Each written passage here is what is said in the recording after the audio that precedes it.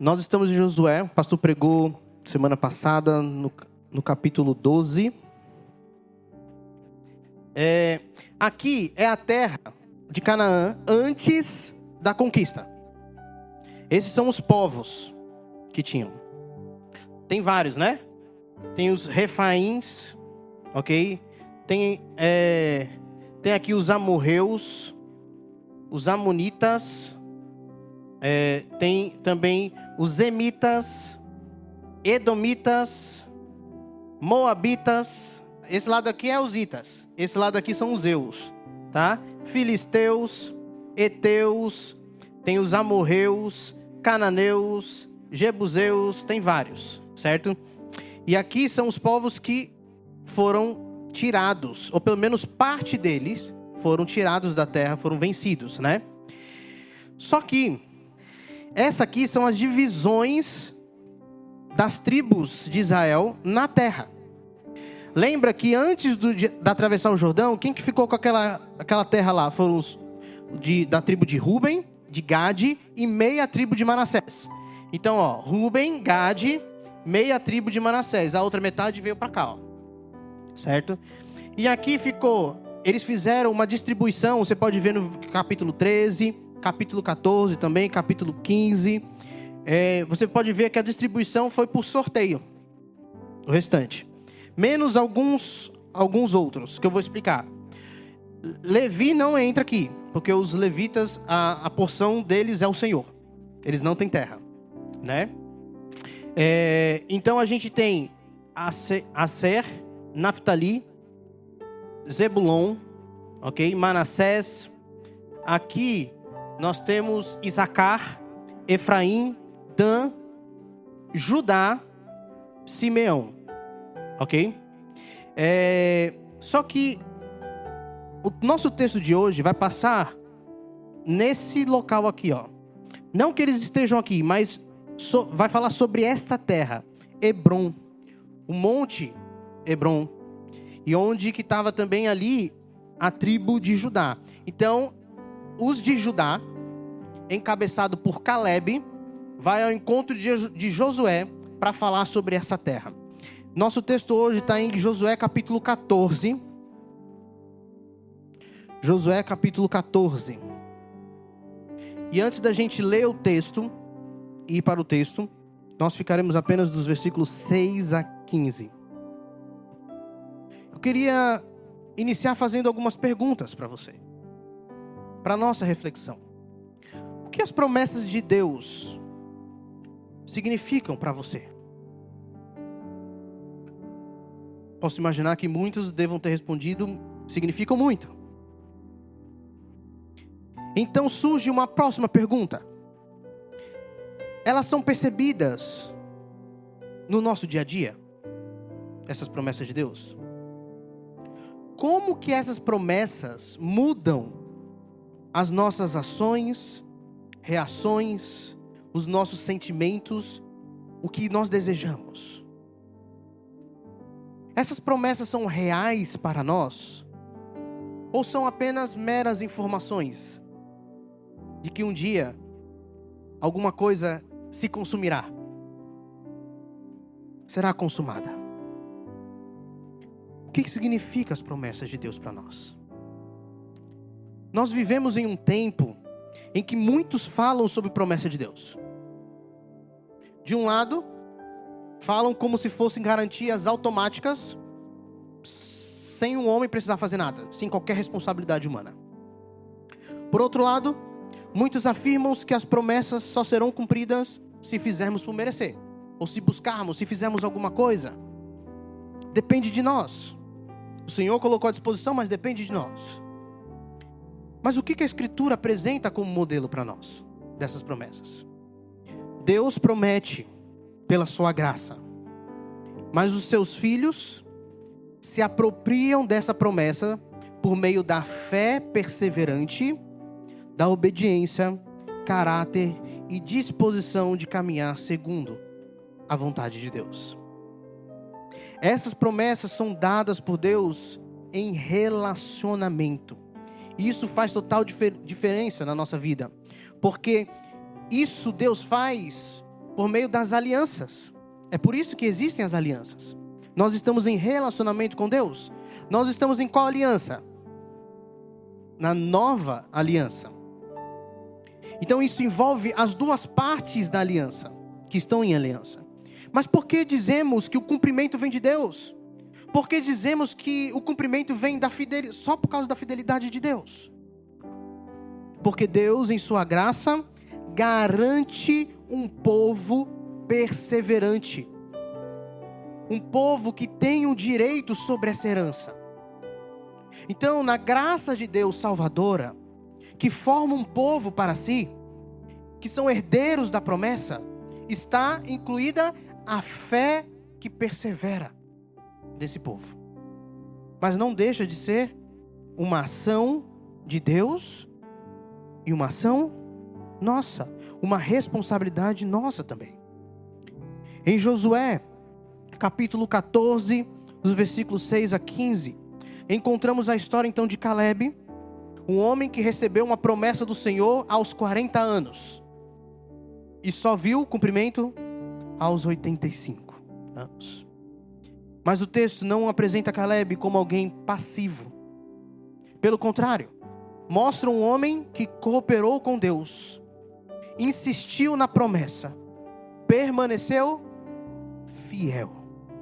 E no momento certo, Caleb estende a mão da fé para tomar a posse daquilo que Deus havia prometido para ele. Essa passagem é uma poderosa ilustração do tema se aproprie da promessa de Deus que a gente escuta e muitas vezes escuta de forma errada, se apropriar da promessa de Deus. Mas nós veremos hoje como que isso não é uma exigência nossa a Deus, mas como pessoas que são alcançadas por sua graça, responde à fidelidade divina com compromisso, com perseverança e com fé madura. E a gente vai ver também que essa verdade é plenamente reforçada no Novo Testamento. Vamos começar? Primeiro ponto que eu queria destacar aqui está no versículo 6, que a promessa é sempre iniciativa de Deus. Sempre iniciativa de Deus. Olha o que diz o versículo 6. Chegaram os filhos de Judá a Josué em Gilgal, e Caleb, filho de Jefoné, o quenezeu, lhe disse, porque Caleb é da tribo de Judá: tu sabes o que o Senhor falou a Moisés, homem de Deus, em Cades Barneia, a respeito de mim e de ti. Cades Barneia é o lugar onde os 12 espias, um representante de cada tribo, foram escolhidos para espiar a terra e para ver o que tinha ali. 10 voltaram desanimados, desapontados, enfurecidos, murmurando. 2 apenas, Josué e Caleb, voltaram confiantes e animando o povo para conquistar a terra. Eles viram gigantes nessa terra. Gigantes, literalmente. Homens de mais de 3 metros de altura. Até os frutos da terra eram gigantes. Caleb começa dizendo a Josué: tu sabes o que o Senhor falou. Caleb lembra Josué do momento em que eles voltaram, quais foram a consequência do Senhor para com ele e para com Josué, da confiança deles. E lembra que começou em Deus. O que Caleb está dizendo não é algo do coração dele apenas, não é algo que se originou na vontade dele apenas, mas é fruto, é consequência do que Deus falou para eles. E onde Deus falou isso? Números, capítulo 14. Podem abrir, por favor. Números, capítulo 14, versículo 24. A palavra do Senhor diz assim: porém o meu servo Caleb, Deus falando, visto que nele houve outro espírito e perseverou em seguir-me, eu o farei entrar à terra que espiou, e a sua descendência a possuirá. A terra ali era chamada de Kiriat Arba, que era o pai dos gigantes. O pai ali, o líder dos gigantes. Mas é o que nós conhecemos também como Hebron. Ok? E aí então essa é a promessa para Caleb. A terra que ele espiou seria dele e de sua descendência. Então ele lembra o que o Senhor falou. A primeira verdade é essa pra gente. Toda promessa bíblica nasce do caráter de Deus, não do desejo humano. Caleb não inventou sua própria promessa. Não foi fruto de uma projeção pessoal, nem de ambição pessoal. Foi Deus quem prometeu. Deus nos deu muitas promessas. Não é verdade? Deus nos deu muitas promessas. Hoje nossas promessas em Cristo não são aquelas que imaginamos, mas as que Deus de fato revelou em sua palavra. As promessas de Deus foram reveladas. Promessas morais, eternas, espirituais. E nós temos então o começo em Deus, mas também o fim para Deus, para a glória de Deus. E é interessante que no Novo Testamento, Paulo reforça isso em 2 Coríntios. 2 Coríntios, capítulo 1, os irmãos podem abrir, versículo 20. 2 Coríntios, capítulo 1, versículo 20, diz assim: porque quantas são as promessas de Deus, tantas tem nele o sim. Nele quem? Jesus Cristo. Porquanto também por ele é o amém para a glória de Deus por nosso intermédio. Essas promessas vêm então por meio de Jesus Cristo e para Jesus Cristo. Ele é o que garante as promessas de Deus. Ou seja, Cristo é a garantia e o centro de todas as promessas. É nele que está o sim e o amém.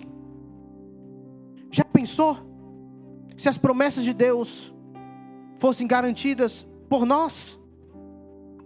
Pelo que apenas nós fazemos? Ou se estamos andando sempre nos caminhos do Senhor? O que garante essas promessas que Deus nos deu em Cristo Jesus? E temos tantas promessas. O que garante é o próprio Cristo. Na cruz, na sua ressurreição. Ele garante.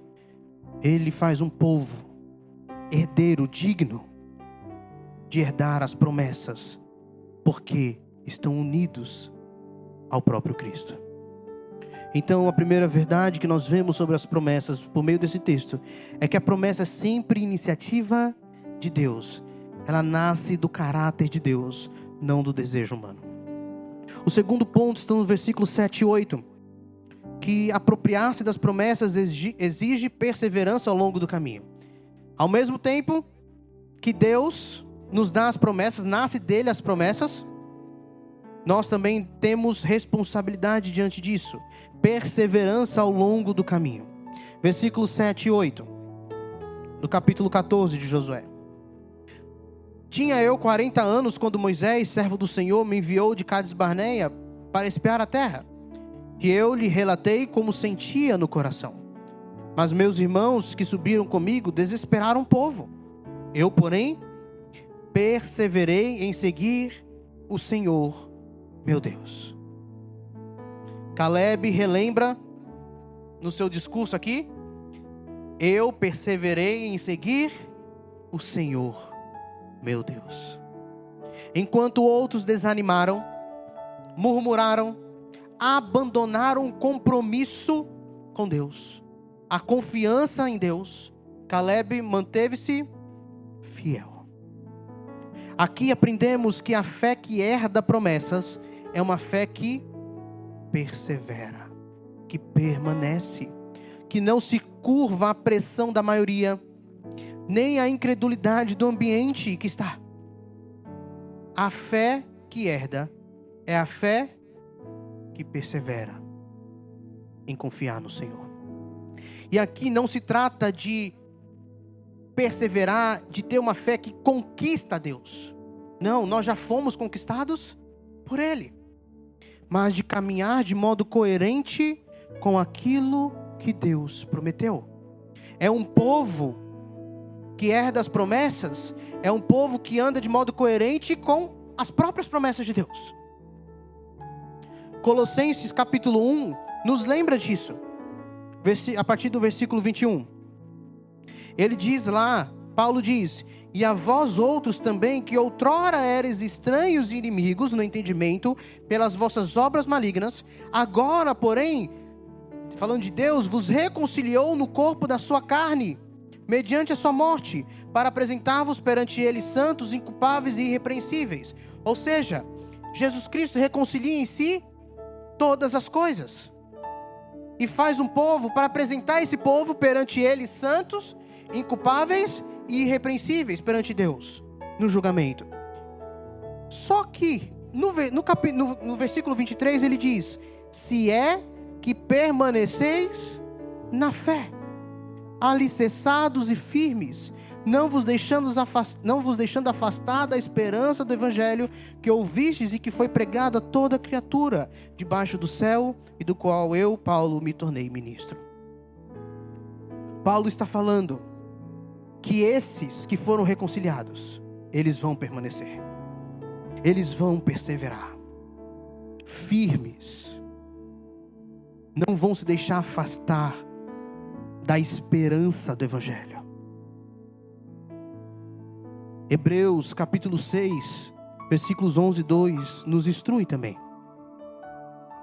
Desejamos, porém, continue cada um de vós mostrando até o fim a mesma diligência, para a plena certeza da esperança, para que não vos torneis indolentes ou negligentes, mas imitadores daqueles que pela fé e pela longanimidade ou paciência herdam as promessas. Olha que interessante. Deus prometeu. As promessas vêm dele. O cumprimento está em Jesus. Mas os que herdam as promessas imita a fé e a paciência dos que já herdaram as promessas. Fé mais paciência, herança das promessas. Não é imediatismo, não é emocionalismo, é perseverança mesmo. Porque uma das marcas do povo de Deus é a perseverança. Nós sabemos quem são aqueles que foram alcançados pela graça, quando estes perseveram até o fim. Nós temos a certeza de que as promessas são originadas do caráter de Deus, não do nosso próprio desejo. Também vimos que apropriar-se das promessas exige perseverança ao longo do caminho, como Caleb foi perseverante em ser fiel e confiante no Senhor. Mas também as promessas não anulam os desafios. Elas nos preparam para enfrentarmos os desafios. Versículos de 9 a 11. Do capítulo 14 de Josué. Então Moisés, naquele dia, jurou dizendo: certamente a terra em que puseste o pé será tua e de teus filhos, em herança perpetuamente, pois perseveraste em seguir o Senhor meu Deus. Eis agora o Senhor me conservou em vida, Caleb falando, como prometeu. 45 anos há desde que o Senhor falou esta palavra a Moisés, andando Israel ainda no deserto. E já agora, sou de 85 anos. E olha a palavra dele. Caleb, cabra bruto, viu? Ele falou assim: estou forte ainda hoje, como no dia em que Moisés me enviou. Qual era a minha força naquele dia? Tal ainda agora para o combate. Mas não só para ir ao combate, tanto para sair ao combate, quanto para dele voltar. Para voltar do combate. Caleb chega aos 85 anos dizendo: ainda hoje estou tão forte, dá-me este monte. Mas qual era esse monte? Hebrom, terra dos Anaquins, gigantes temidos por Israel. Ou seja, a promessa não removeu o desafio dele ter que ir e tirar o gigante de lá, mas deu coragem para ele enfrentar esses gigantes. Isso corrige uma ideia equivocada. Promessas de Deus não significam ausência de lutas. Significa presença de propósito. Deus não garante a ausência de lutas com suas promessas, mas Ele garante a sua presença. Garante um propósito pelo qual nós lutaremos e venceremos. Deus está reafirmando o tempo todo no livro de Josué: eu estarei com vocês. Eu estarei com vocês. E o propósito disso tudo é para sermos aperfeiçoados e nossa confiança ser moldada à luz de quem Deus é, do caráter de Deus. Promessas não funcionam como um atalho para evitar dificuldades, mas como uma bússola que nos permite atravessar essas dificuldades com confiança. Se você deseja as promessas de Deus, se você pede pelo cumprimento delas, esteja preparado para lutar. Esteja preparado para entrar em situações que vão exigir de você perseverança. Perseverança. Aí alguém pode dizer: então não quero, né? Se é para lutar, eu não quero. Então, se não quer, não é herdeiro. Não tem herdeiro que não deseja o cumprimento das promessas de Deus. Mas as lutas, meus irmãos, as lutas não são as únicas consequências para os herdeiros. Deus garante, sim, sua presença. E com isso, Ele dá ânimo. Ele também dá aperfeiçoamento. Para os herdeiros, a dificuldade não é o fim, mas o meio para a vitória e o cumprimento da promessa na nossa vida. Jesus disse em João 16:33: no mundo tereis aflições, mas tende bom ânimo. Alguém pode dizer: que contraditório. Eu, aflito, perseguido, sofrendo, mas com bom ânimo. Bom ânimo é: lembre-se que em tudo tem um propósito. Deus reafirma o seu propósito nas dificuldades.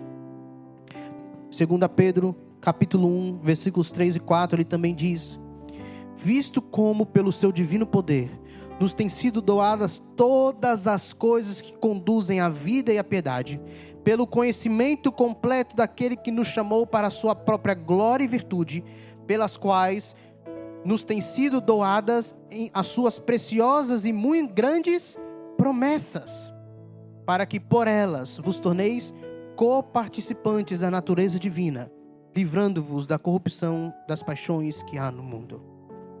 As promessas, as lutas servem para nos moldar, nos aperfeiçoar. Ele diz que por meio dessas promessas nós nos tornemos coparticipantes da natureza divina. O que significa isso? Sofrer o que Cristo sofreu. Ser moldado à semelhança de Jesus Cristo.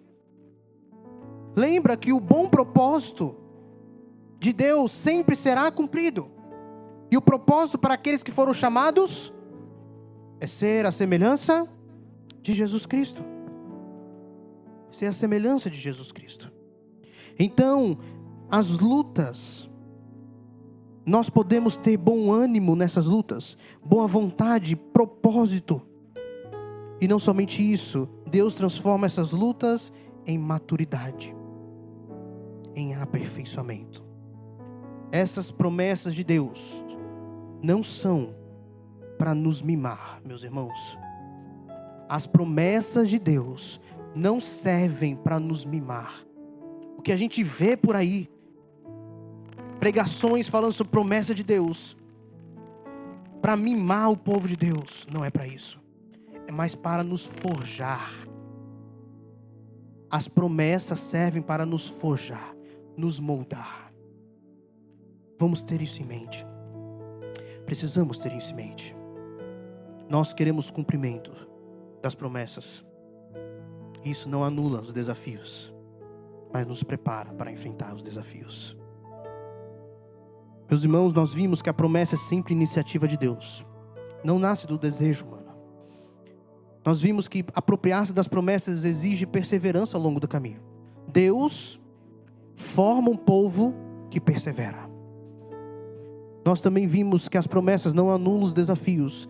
Elas nos preparam para enfrentar esses desafios. E quarto ponto, apropriar-se das promessas envolve responsabilidade e ação. Está muito ligado à perseverança, que nós vimos no ponto 2. No versículo 12, então, de Josué, capítulo 14, ele diz: agora, pois, dá-me este monte de que o Senhor falou naquele dia. Pois naquele dia ouviste que lá estavam os anaquins e grandes e fortes cidades. O Senhor, porventura, será comigo para os desapossar, como prometeu. Mais uma vez, Caleb, confiante no Senhor, de que iria vencer a luta. Caleb não disse: Josué, Deus prometeu, então entregue tudo pronto para mim. Vá lá com o povo de Israel e me dê já a terra pronta para eu só entrar. Não. Dá-me este monte e eu os expulsarei. A promessa de Deus não substitui a ação humana. Ela fundamenta a ação humana e direciona a nossa ação. As promessas de Deus direcionam as nossas ações. Caleb sabia que Deus já havia decretado a vitória. E para ele era certo.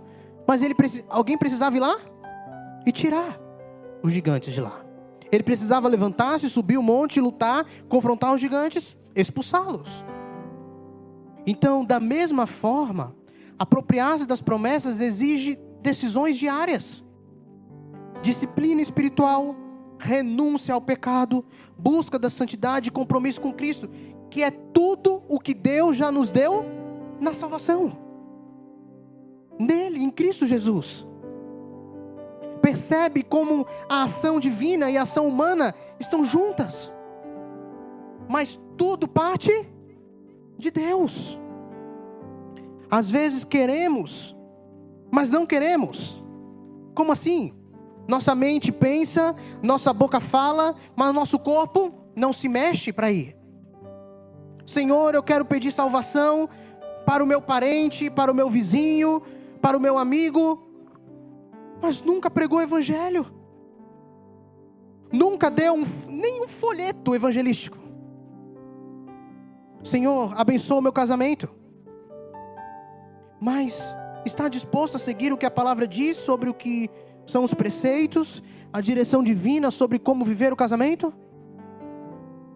Estou sim.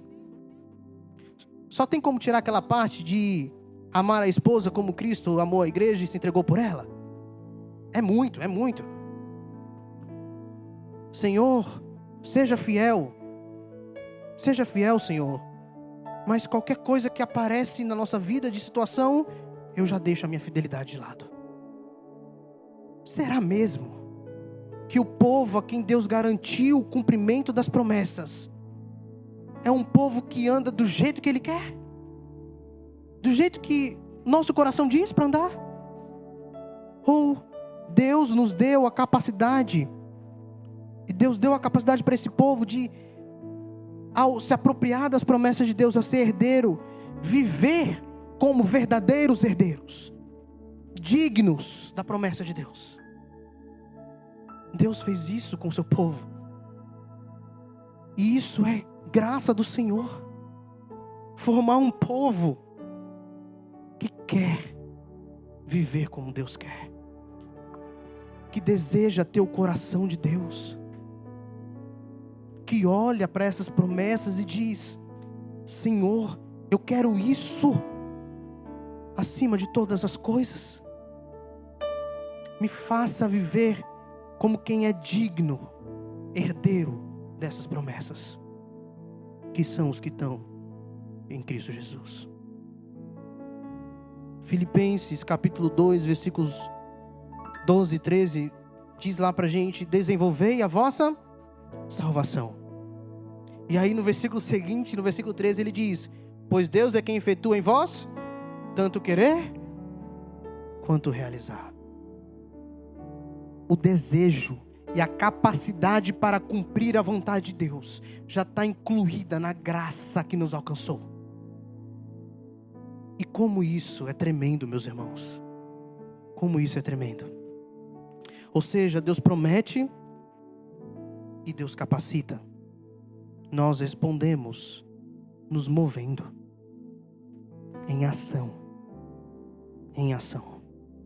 2 Pedro, capítulo 1, continuação do que a gente já leu, versículos 5 a 8, falando ainda das promessas para sermos moldados ao caráter de Cristo. Ele continua dizendo no versículo 5: por isso mesmo, vós reunindo toda a vossa diligência, associai com a vossa fé a virtude, com a virtude o conhecimento, com o conhecimento o domínio próprio, com o domínio próprio a perseverança, com a perseverança a piedade, com a piedade a fraternidade, com a fraternidade o amor. Porque estas coisas existindo em vós, e em vós aumentando, fazem com que não sejais nem inativos, nem infrutuosos no pleno conhecimento de nosso Senhor Jesus Cristo.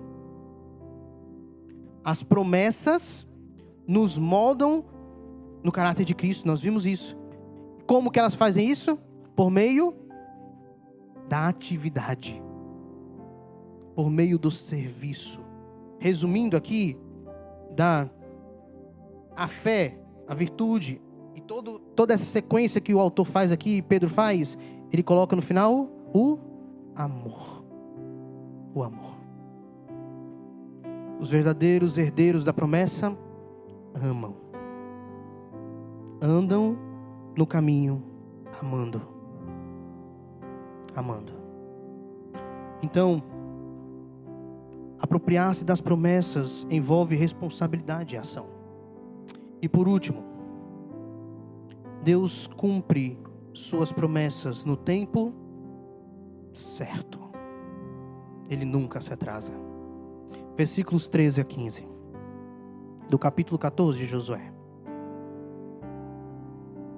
Josué o abençoou e deu a Calebe, filho de Jefoné, Hebrom em herança. Portanto, Hebrom passou a ser de Calebe, filho de Jefoné, o quenezeu, em herança até o dia de hoje, visto que perseverara em seguir o Senhor, Deus de Israel. Dantes o nome de Hebrom era Kiriate Arba. Este Arba foi o maior homem entre os anaquins, e a terra repousou da guerra. No final do texto, Josué então abençoa Calebe, dá a Hebrom como herança.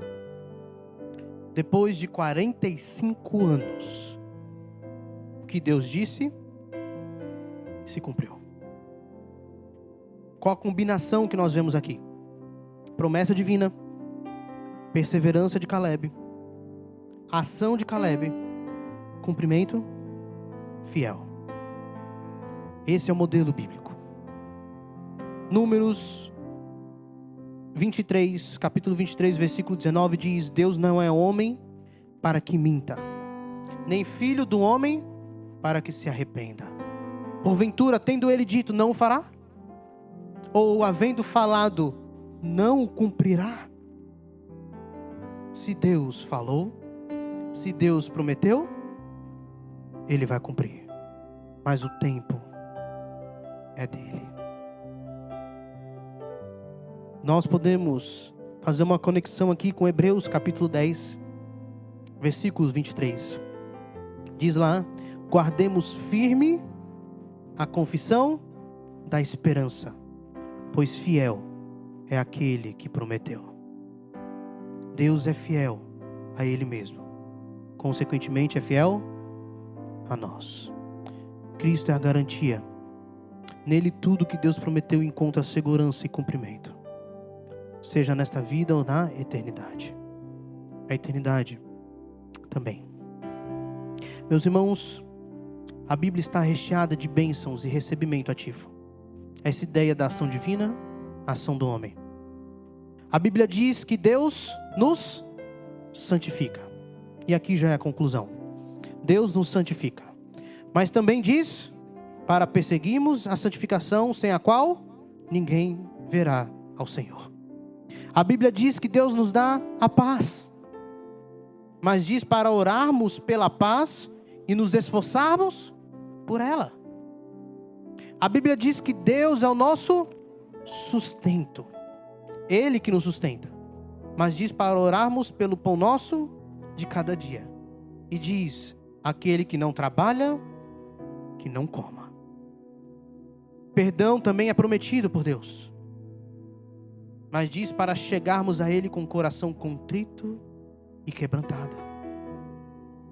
Deus prometeu abençoar nossa família, mas precisamos seguir as orientações do casamento bíblico, criar os filhos na disciplina e admoestação do Senhor. Deus nos deu promessas, mas isso envolve que Deus dá a esses herdeiros das promessas um coração que deseja ardentemente o cumprimento e vive de forma coerente com o que fora prometido. Assim como Caleb, somos chamados a viver uma fé que lembra o que Deus disse, que persevera mesmo quando muitos desistem e murmuram. Nós devemos confiar, que agem com coragem, como Caleb agiu, e no fim, testemunhamos a fidelidade de Deus na nossa vida. Portanto, meus irmãos, sim, aproprie-se das promessas de Deus.